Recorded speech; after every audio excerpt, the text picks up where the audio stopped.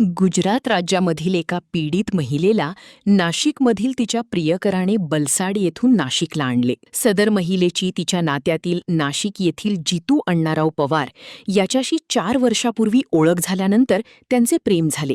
त्याने तिला लग्नास होकारही दिला, पण 4 वर्षे त्याने टाळाटाळ केली. जितू हा नाशिकच्या फुलेनगर येथील विशाल रामदास खडांगळे या भोंदूसोबत भगतगिरी करत होता. पीडित महिलेने भोंदूला जितूची तक्रार केल्यानंतर तिला नाशिकला बोलाविले. जितू तिच्याशी व्यवस्थित वागेल व तुमचे लग्न जमेल असे भोंदूने तिला आश्वासन दिले. या भोंदूने या महिलेला भद्रकाली पोलीस ठाण्याच्या हद्दीमध्ये येणाऱ्या अमरधाम स्मशानात निम्म्या रात्री बोलावले आणि तिथे अघोरी पूजा करण्याचा बहाणा केला. स्मशानात प्रेत जाळतात त्या ठिकाणी पीडितेला बसून भोंदूने जळालेल्या प्रेताची राख, लिंबू व लाह्या घेऊन पीडितेच्या अंगावर मंत्र मारल्याचा बहाणा करून फेकली. अघोरी पूजेच्या बहाण्याने विशाल खडांगळे या भोंदूने पीडितेकडून अगोदर मोठमोठ्या रकमा ऑनलाईन स्वीकारल्या. या भोंदूने तिच्याकडून एकूण 77,000 रुपये उकळले. मात्र तिचे लग्न होऊ शकले नाही. आपली फसवणूक झाल्याचे तिच्या लक्षात आले, म्हणून तिने या भोंदीला अघोरी पूजेच्या खर्चापोटी दिलेल्या रकमेची मागणी केली. मात्र या भोंदूने आणि त्याला सामील झालेल्या तिच्या प्रियकराने तिला दमदाटी व मारहाण करायला सुरुवात केली.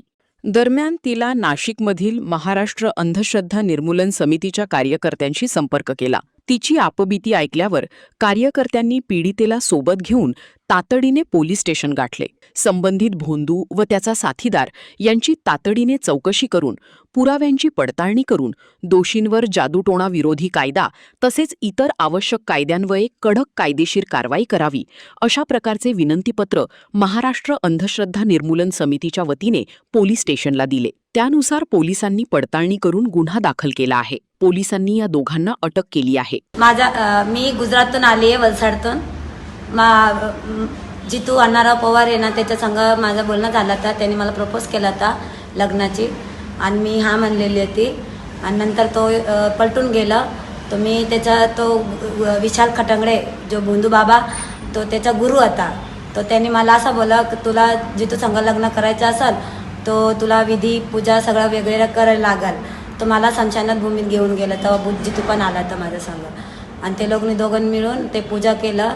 निंबू ते काही टाकलं, तांदूळ आणि कुंकू, 2 निंबू कापून गंगेत फेकलं आणि 3 निंबूत स्मशानात ते माणूस जलवतं ना तिकडं मध्ये बसला होता आणि तिकडं टाकून आणि येऊन गेलं. पैसे माझ्याकडं किती 77,000 रुपये घेतलेला.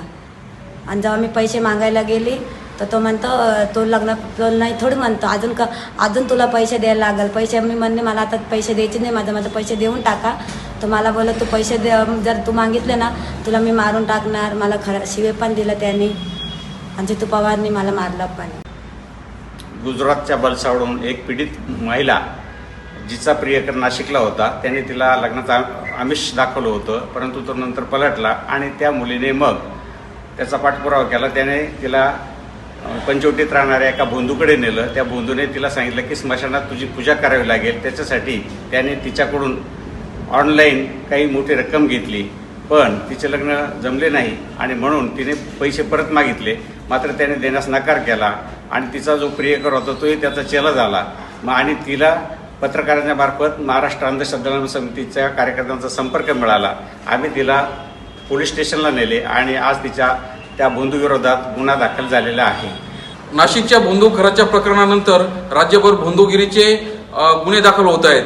यामध्ये गेल्या 5 महिन्यामध्ये सर्वात जास्त गुन्हे नाशिकमध्ये दाखल झालेले आहेत आणि हा 12वा गुन्हा आहे. खरं तर हा जो भोंदू बाबा आहे याला अटक जरी झाली असली तरी त्याने अनेक लोकांना फसवल्याचं आम्हाला शंका आहे. म्हणून यामध्ये अनेक लोकांनी पुढे येऊन त्याच्या विरोधात महाराष्ट्र अंधश्रद्धा निर्मूलन समिती किंवा पोलिसांशी संपर्क साधावा अशी आवाहन महाराष्ट्र अंधश्रद्धा निर्मूलन समिती करत आहे. पीडितेला न्याय मिळावा म्हणून महाराष्ट्र अंधश्रद्धा निर्मूलन समितीचे राज्य प्रधान सचिव डॉक्टर TR गोराणे, राज्य कार्यवाह कृष्णा चांदगुडे, प्रल्हाद मिस्त्री, जिल्हा कार्याध्यक्ष प्राध्यापक आशा लांडगे, महेंद्र दातरंगे, रंजन लोंढे आदींनी परिश्रम घेतले. अधिक तपास पोलीस उपनिरीक्षक सिराजुद्दीन शेख करत आहे. गुड्डू शेख, दिशा न्यूज नाशिक.